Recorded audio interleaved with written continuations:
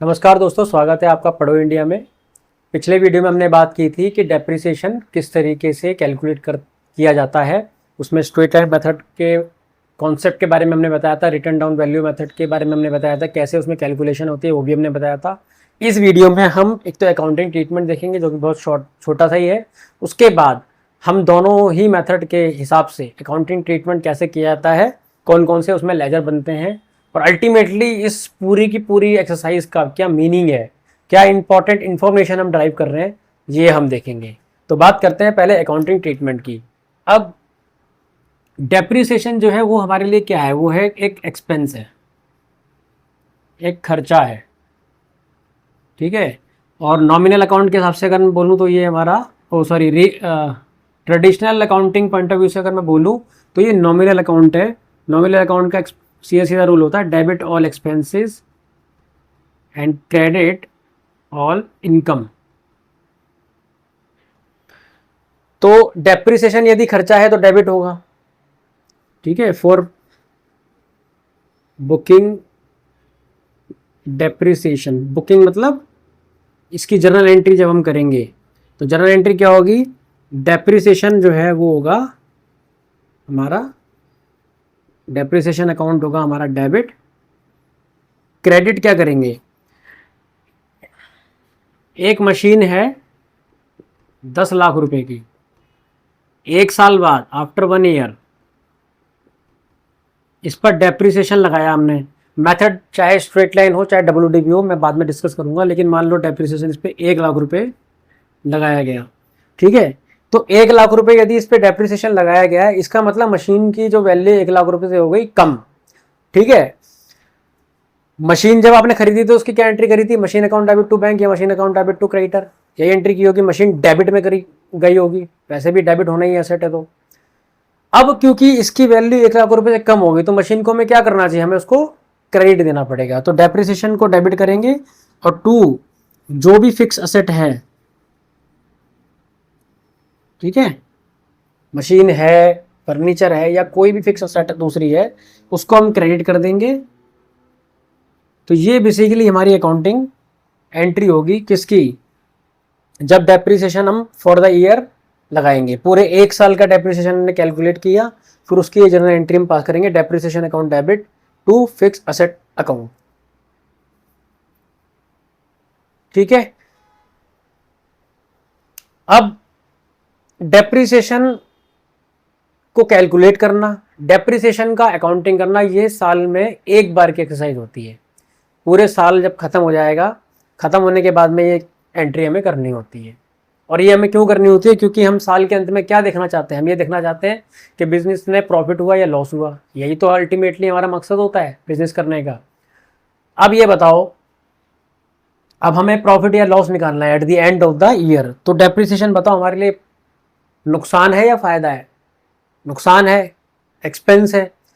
तो जब हम प्रॉफिट या लॉस कैलकुलेट करेंगे, उसको कैलकुलेट करने का, उसको निकालने का, ड्राइव करने का जो मैकेनिज्म है अकाउंट्स में, वो है basically trading and profit and loss account, जो कि फाइनल अकाउंट्स जब हम करेंगे तो उसमें पढ़ेंगे डिटेल में। पर क्योंकि ये टॉपिक बीच में ही आता है आपके सिलेबस में, आपने भी देखा होगा अपने स्कूल्स में, तो at this point of time अभी आप ये समझो कि हम प्रॉफिट एंड लॉस अकाउंट जो है उसकी बात अपने पढ़े इंडिया में भी पहली बार करने जा रहे हैं।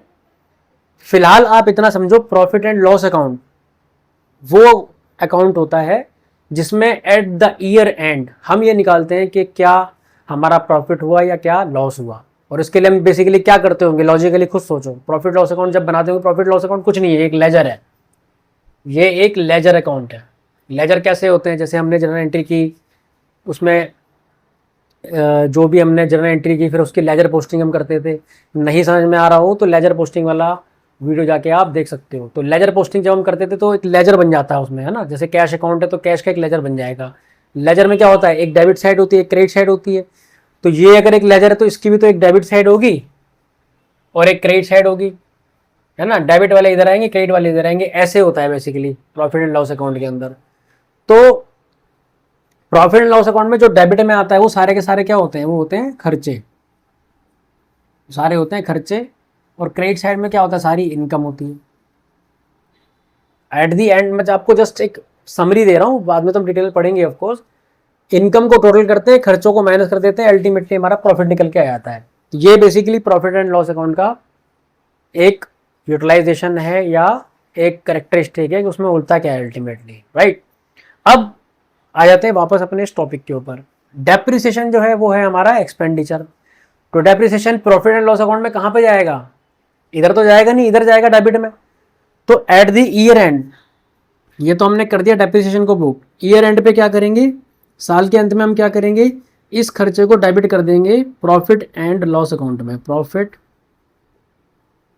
एंड लॉस अकाउंट में डेबिट कर देंगे और डेप्रिसिएशन को क्रेडिट कर देंगे। और क्यों कर देंगे उसका लॉजिक मैंने बताया, क्योंकि हमें प्रॉफिट एंड लॉस अकाउंट का लेजर क्रिएट करना है और वहाँ से ये निकालना है कि हमें at the end of the year profit हुआ या लॉस हुआ, ये है हमारा मकसद। ठीक है, ये आपके किसी बुक में एक्सप्लेन नहीं किया होगा और मेरे ख्याल से बहुत सारे कोचिंग सेंटर्स ऐसे होते हैं जहाँ पे सिर्फ ये एंट्रीज को बता दिया जाता है कि हाँ ये एंट्री ऐसे होनी है, एक तरीके से रटवा दिया जाता है। तो रटना नहीं है, आपको लॉजिक समझना है। लॉजिक क्या है, लॉजिक ये है कि जो ये खर्चा है इसको हमने ईयर एंड पे, साल के अंत में प्रॉफिट एंड लॉस अकाउंट में डालना था, वहां डाल दिया और डेप्रिसिएशन को क्रेडिट कर दिया। ये हो गई हमारी जनरल एंट्री दोनों खत्म। केवल दो ही जनरल एंट्री हैं इस टॉपिक पे फॉर द टाइम बीइंग, जब हमें डेप्रिसिएशन को जनरल एंट्री का रूप देना होता है। मैंने बताया था कोई भी पहले कॉन्सेप्ट समझो और उसका अकाउंटिंग ट्रीटमेंट क्या होगा, यही पूरी की पूरी अकाउंटेंसी है। तो अकाउंटिंग ट्रीटमेंट हमने दे दिया, ठीक है। डेप्रिसिएशन खर्चा है, डेबिट किया, फिक्स एसेट को क्रेडिट किया, फिक्स एसेट की वैल्यू कम हो जाएगी, फिर ये जो डेप्रिसिएशन इसको प्रॉफिट एंड लॉस अकाउंट में डेबिट में डाल दिया और वहां से हम अल्टीमेटली प्रॉफिट या लॉस कैलकुलेट करेंगे, इसलिए हमने ये सब किया। तो ये हो गया इसका अकाउंटिंग ट्रीटमेंट। पर ये जो अकाउंटिंग ट्रीटमेंट है ये केवल वन एस्पेक्ट है, एक पार्ट है। एक और एस्पेक्ट होती है जिसमें हम प्रोविजन फॉर डेप्रिसिएशन अकाउंट बनाते हैं। वो क्या होता है, अब वो डिस्कस कर लेते हैं, या फिर वो प्रोविजन वाली एस्पेक्ट को अभी डिस्कस ना करके पहले मैं सोच रहा हूँ कि एक एग्जांपल ले लेते हैं, क्योंकि बहुत ज़्यादा थ्योरी दिमाग को ब्लॉक कर देगी। तो एक एग्जांपल ले लेते हैं, पहले इस अकाउंटिंग इफेक्ट को देख लेते हैं और उसके बाद प्रोविजन वाले को भी ले लेंगे, ठीक है। Example, x limited had machinery worth rupees 15 lakh on 31st March 26 कर दो, तो 26 चल रहा है, ठीक है। Depreciation is charged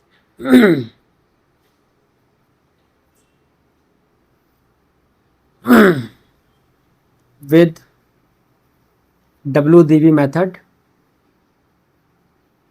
at the rate 10% state ले लेते हैं, 10% पर एनम, पी ए मतलब per annum. Make journal entries, simple सा ले लेते हैं बिल्कुल, मेक जर्नल एंट्रीज। सॉल्यूशन देखो, सॉल्यूशन करने का तरीका, सबसे पहले जर्नल एंट्री बोला है ना उसने, जर्नल एंट्री को यहाँ लिख दो पहले फॉर्मेट में, जर्नल एंट्रीज, या जर्नल एंट्रीज क्यों लिखते हैं, जर्नल ही लिखेंगे ना बस, या कहने की ज़रूरत नहीं, या डेबिट लिखोगे क्रेडिट लिखोगे, ऊपर पर्टिकुलर लिखोगे, डेट लिखोगे, ठीक है।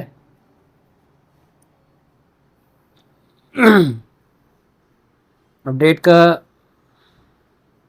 कॉलम में आएगा 31 मार्च 2026। अब जर्नल एंट्री क्या होगी, जर्नल एंट्री तो हम सीख ही चुके हैं ना। जर्नल एंट्री क्या होगी, डेप्रिसिएशन क्या है हमारा, खर्चा है,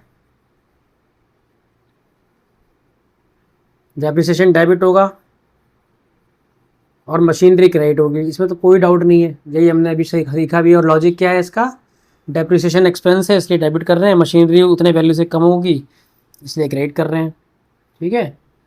और ये किसके लिए हो गया, फॉर बुकिंग, डेप्रिसिएशन को बुक में डालने के लिए, बुक्स में एंट्री करने के लिए। और दूसरी एंट्री क्या होगी सेम डेट पे, profit and loss account debit to, ये डेप्रिसिएशन का जो लेजर है इसको यहाँ पे पूरा का पूरा अमाउंट से ट्रांसफर कर देंगे। ठीक है, ईयर एंड, ईयर एंड पे हमने इसको कहाँ ट्रांसफर करा, transfer to profit and loss account. Journal entry तो यही रहेगी, इसमें तो ज़रा सा भी कोई डाउट है नहीं कि क्यों होगी, जर्नल एंट्री हमने बता दिया है। अब रह गया सिर्फ अमाउंट कैलकुलेट करना। अमाउंट कैसे कैलकुलेट करोगे, अमाउंट कैलकुलेट करने के लिए बनाओगे वर्किंग नोट। जो भी बेटा अपनी आप जो भी वर्क कैलकुलेशन करोगे, कैलकुलेशन करके कुछ भी निकालोगे, that all go in the working note. तो calculation of working note number 1, calculation of depreciation. Step marking होती है बोर्ड्स में, और उसका तरीका यही होता है कि आपसे जो पूछा है पहले वो लिखो, बाकी सारी डिटेल वर्किंग नोट में बता दो। ये आदत अपनी 11th क्लास से ही जारी रखो।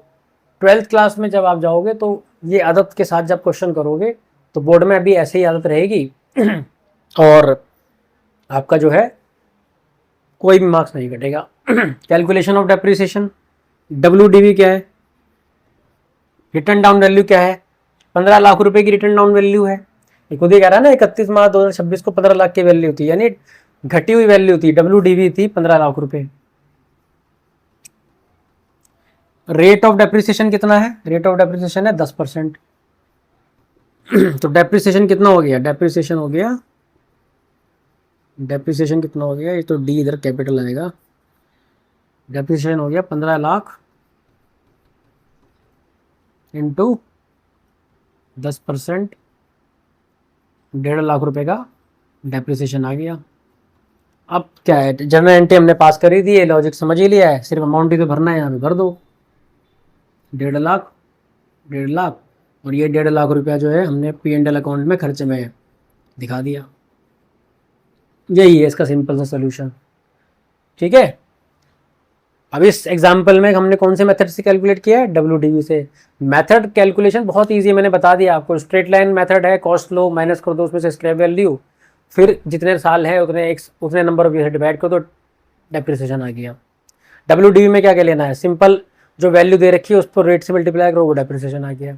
मेन जनरल एंट्री जो होती है वो भी हमने समझ लिया, जनरल एंट्री हमने पास कर दी है।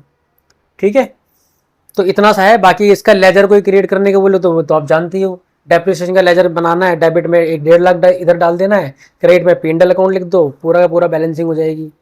ठीक है, मशीनरी की अच्छा एक बात देखो, मशीनरी 15 लाख की थी, 1.5 लाख का आपने डेप्रिसिएशन लगा दिया, तो ईयर एंड पे यानी 31 मार्च 2026 को इतना था इसका वैल्यू, लेकिन डेप्रिसिएशन लगने के बाद इसकी वैल्यू कितनी रह जाएगी, इसकी वैल्यू रह जाएगी 13,50,000, क्योंकि 1.5 लाख रुपए की इसकी वैल्यू इस साल हो गई कम।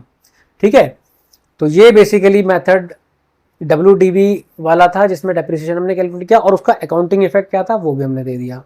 अब हम बात करते हैं दूसरे अकाउंटिंग ट्रीटमेंट की। क्या है वो अकाउंटिंग ट्रीटमेंट, क्या है अकाउंटिंग मेथड, वो हम देखते हैं। पहले जो हमने मेथड देखा था वो सिंपल था कि डेप्रिसिएशन कैलकुलेट किया और फिक्स एसेट की वैल्यू कम कर दिया। ठीक है, यानी कि पिछले वाले एग्जाम्पल की अगर हम बात करें तो मशीन की वैल्यू कितनी रह गई थी बुक्स में, 15 लाख की थी, उसमें से 1.5 लाख माइनस कर दो तो ईयर एंड पे 13,50,000 रुपये की रह गई। ठीक है, अब एक चीज़ बताओ, ये जो वैल्यू है वो है 31 मार्च 2026 को, लेकिन ये 13,50,000 रुपये को देख के क्या आप ये बता सकते हो कि जो इस मशीन को ओरिजिनली खरीदा गया था वो कितने में खरीदा गया था। WDV जो मेथड होता है, ठीक है, उससे हमने कैलकुलेट करके डेप्रिसिएशन लगा दिया, लेकिन क्या ये वैल्यू देख के मुझे ये पता लग सकता है कि ये ओरिजिनली मैंने कितने में खरीदी थी, क्या ये वैल्यू मुझे पता लग सकती है? The answer is no. Accounting treatment इस तरीके से भी किया जा सकता है जिससे हमें ये पता लग जाए कि हमने ओरिजिनली उसे कितने में खरीदा था, ओरिजिनल कॉस्ट क्या थी। उसके लिए जो अकाउंटिंग ट्रीटमेंट हम फॉलो करेंगे उसमें बनाए जाते हैं प्रोविजन, उसे बनाए जाते हैं प्रोविजन फॉर डेप्रीसिएशन। वैसे तो प्रोविजन एंड रिजर्व करके एक अलग चैप्टर भी है, उस पर भी हम बात करेंगे, लेकिन हल्का सा हिंट देता हूँ। प्रोविजन का मतलब क्या हो गया, आप समझो वो होती है ना गुल्लक, इंग्लिश में क्या बोलते हैं उसे, पिगी बैंक। गुल्लक के अंदर कुछ पैसे डाले जाते हैं, फिर एक बड़ा सा अमाउंट इकट्ठा होता है, फिर उससे कुछ खरीदा जाता है जो आप खरीदना चाहते हैं। इसी एग्जाम्पल से समझो, प्रोविजन बेसिकली एक गुल्लक समझो। ये जो मशीन है, मान लो ये ओरिजिनली खरीदी थी 18 लाख रुपए की, ओरिजिनल जो कॉस्ट थी इसकी, ओरिजिनल कॉस्ट कह लो इसको, ओरिजिनल कॉस्ट जो थी इसकी वो 18 लाख रुपए की थी। 18 लाख रुपए की मशीन ये खरीदी, फिर उस पर डेप्रिसिएशन लग लग के आज की डेट पहुंच चुकी है 13,50,000 की।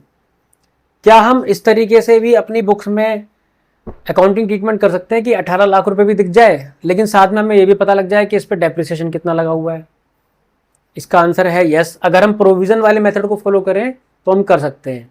प्रोविजन वाले मेथड में क्या करते हैं, हम डेप्रिसिएशन कैलकुलेट करते रहते हैं, लेकिन उसको फिक्स असेट में से माइनस नहीं करते हैं। जैसे हमने डेप्रिसिएशन अकाउंट डेबिट किया, टू फिक्स असेट कर दिया, फिक्स असेट को जब हम क्रेडिट कर रहे हैं तो इसका मतलब क्या हुआ, इसका मतलब फिक्स असेट की वैल्यू हो गई कम। तो हम क्या करेंगे, फिक्स असेट की वैल्यू कम नहीं करेंगे, हम डेप्रिसिएशन को डाल देंगे एक दूसरी गुल्लक में, प्रोविजन फॉर डेप्रिसिएशन में। और प्रोविजन फॉर डेप्रिसिएशन का जो लेजर बनेगा वहां पे ये अमाउंट एक्यूमुलेट होता रहेगा, इकट्ठा होता रहेगा। एक्चुअली फिर देखेंगे आप तो एक ऐसी सिचुएशन बन जाएगी, फिक्स असेट की जो है बुक्स में वो ओरिजिनल कॉस्ट ही दिखेगी हमेशा। यानी आपने फिक्स असेट की जब पहली एंट्री मारी होगी वो क्या मारी होगी, fix asset debit to bank, यानी कोई मशीन खरीदी 18 लाख रुपए की, तो उसकी पहली बार एंट्री क्या की होगी, machinery account debit to 18 lakh रुपए बैंक, यही कह रहा होगा ना, machinery account debit 18 lakh to bank account 18 lakh, ये एंट्री कर दी होगी। तो 18 लाख रुपए से आपकी मशीनरी बुक्स में दिख रही होगी। अब जो डेप्रिसिएशन की एंट्री है वो हम करेंगे नहीं, डेप्रिसिएशन टू मशीनरी ऐसे नहीं करेंगे, हम एक नई एंट्री करेंगे फॉर बुकिंग डेप्रिसिएशन। हम एक नई एंट्री करेंगे, depreciation account debit to provision for depreciation.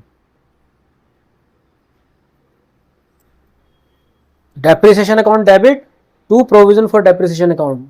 अब जो हमने पिछले मेथड में अकाउंटिंग ट्रीटमेंट की थी वहां पे हम डायरेक्ट फिक्स असेट लिख दे रहे थे। यहाँ पे फिक्स असेट लिखने का इम्पैक्ट क्या हो रहा था, वो वैल्यू उसकी कम दिख रही थी फिक्स असेट की उतने से, लेकिन यहाँ पे क्या फिक्स असेट की वैल्यू कम होगी? द आंसर इज नो, क्योंकि प्रोविजन के अंदर हमने उतना अमाउंट डाल दिया, मतलब इस गुल्लक में हमने उतना अमाउंट डाल दिया, किसका, डेप्रिसिएशन का।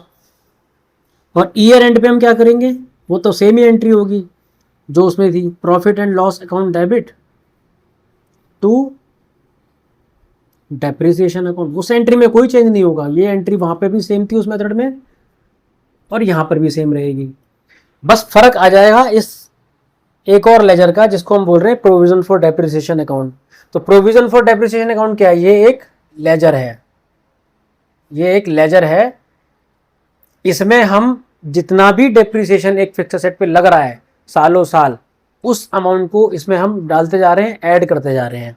तो ultimately provision for depreciation account जो है वो हमें क्या बताएगा, वो हमें ये बताएगा कि यदि ये मशीन 18 लाख रुपए की थी, ठीक है, मतलब ओरिजिनल कॉस्ट इस मशीन की कितनी थी, वो थी 18 लाख रुपए, लेकिन 31 मार्च 2026 को कितनी वैल्यू है इसकी, इसकी वैल्यू है 13,50,000। इसका मतलब इस पर कितना डेप्रिसिएशन लग चुका है अब तक,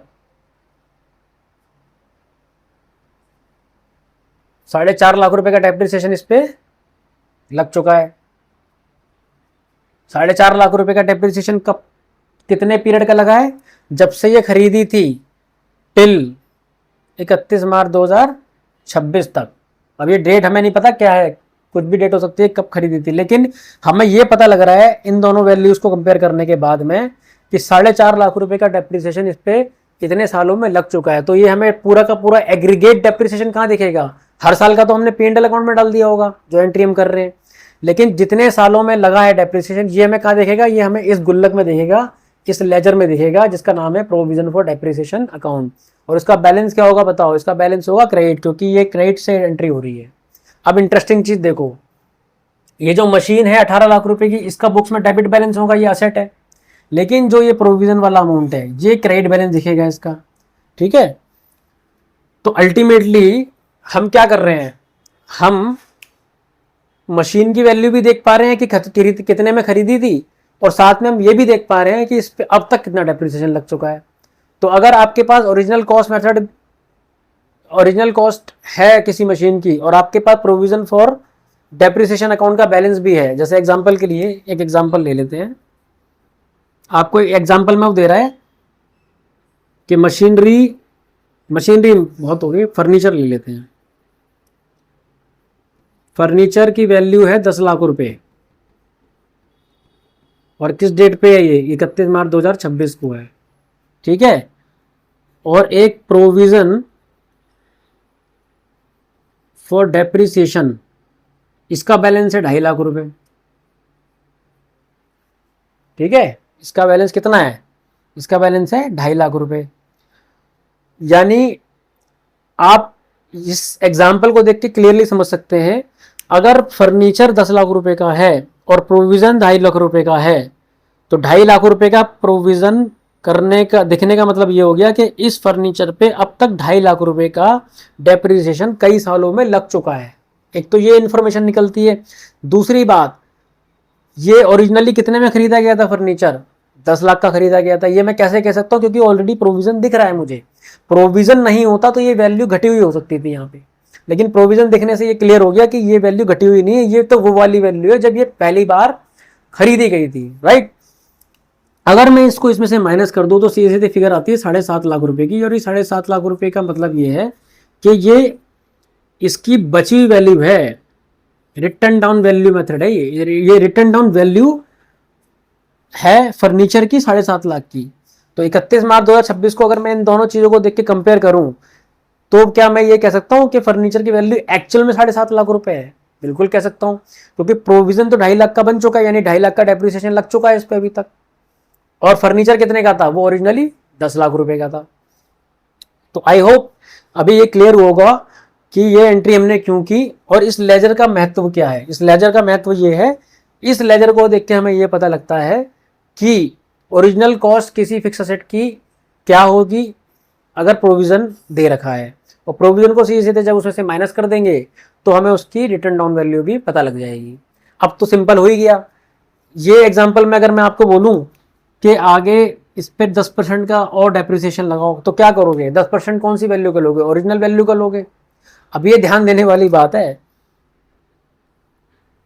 अगर ये रेट 10% का दे रखा है और अगर आप स्ट्रेट लाइन मेथड को फॉलो कर रहे हो, कौन से मेथड को फॉलो कर रहे हो, स्ट्रेट लाइन मेथड को, तो आप 10% से 10 लाख रुपए का लगा दोगे, तो ब्याज तो डेप्रिसिएशन कितना आएगा स्ट्रेट लाइन मेथड में,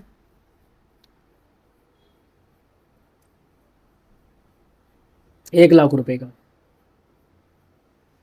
स्ट्रेट लाइन मेथड में अगर इतनी इंफॉर्मेशन के साथ डेप्रिसिएशन लगाना हो तो आप डेप्रिसिएशन ओरिजिनल कॉस्ट पे लगा दोगे, और डेप्रिसिएशन स्ट्रेट लाइन मेथड से जब हम कैलकुलेट करते हैं तो स्ट्रेट लाइन मेथड में उसका एक नाम और होता है जिसको हम कहते हैं ओरिजिनल कॉस्ट मेथड।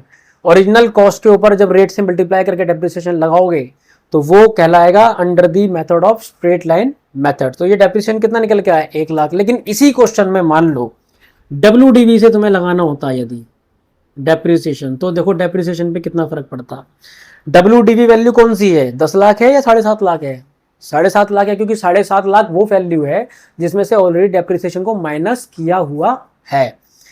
तो हम 7.5 लाख रुपए लेते और 7.5 लाख रुपए के ऊपर 10% लगा देते, तो 75,000 रुपए हमारा डेप्रिसिएशन आ जाता। तो देखो स्ट्रेट लाइन मेथड में डेप्रिसिएशन 1 लाख होता, WDV में डेप्रिसिएशन 75,000 होता, 25,000 रुपए का सीधा फर्क पड़ जाता, ठीक है।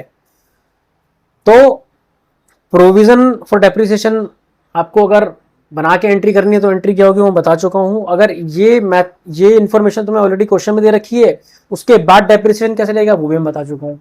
अकाउंटिंग ट्रीटमेंट हम दोनों ही केस में देख चुके हैं, है ना। अगर प्रोविजन बनाएंगे तो ये एंट्री होगी, प्रोविजन नहीं बनाएंगे तो सीधे फिक्स एसेट यहाँ पे आ जाएगा, ठीक है। यही हमारा कॉन्सेप्ट है। अकाउंटिंग ट्रीटमेंट हमने डिस्कस किया, हमने मेथड भी डिस्कस कर लिया। इन अकाउंटिंग ट्रीटमेंट की वजह से डेप्रिसिएशन कैलकुलेशन में क्या चेंजेस आते हैं वो भी हमने देख लिया, ठीक है। कॉन्सेप्ट बेसिकली हमने सारा समझा, भले हमने एग्जांपल इलस्ट्रेशन उतने सॉल्व ना करे हो, बट मेरी इंटेंशन ये रहती है ये समझाना कि अल्टीमेटली आपको कॉन्सेप्ट समझ में आए। And I think I am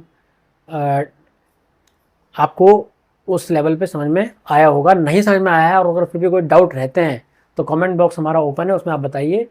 और अगर आपको लगता है कि और कुछ इलस्ट्रेशन की ज़रूरत है और कॉन्सेप्ट क्लियर करने के लिए तो भी कमेंट कीजिए। कमेंट करेंगे डेफिनेटली, उसके ऊपर हम अलग से डेडिकेटेड वीडियो बना के आपको बताएंगे। Thank you so much, bless you all.